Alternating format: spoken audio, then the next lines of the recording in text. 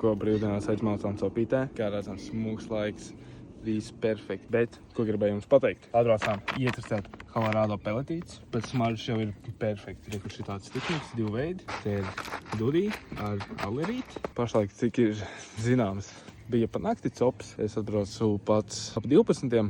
Bet, jā, pašlaik dīts klusē.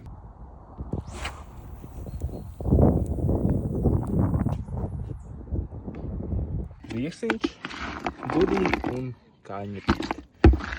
Izskatās jau kapitāli. Pēc smaržas arī ir labi. Vēl ko gribēju pateikt. Šitās dudī nocinotās 30% off, jo lielais izmērs.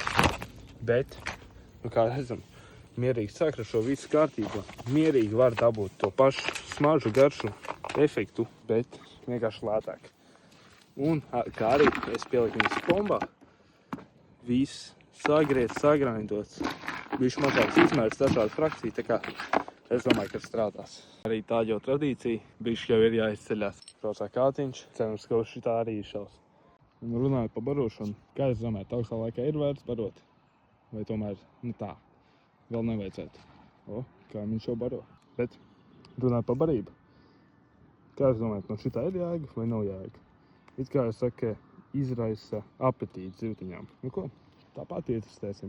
Nu ko, pirmā copīte ir sagaidīt. Vakars jau, bet zivtiņa ir labi. Zivtiņa ir labi sagaidīt.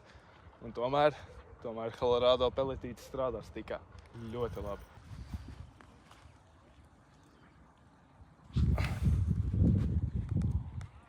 Sešaniec.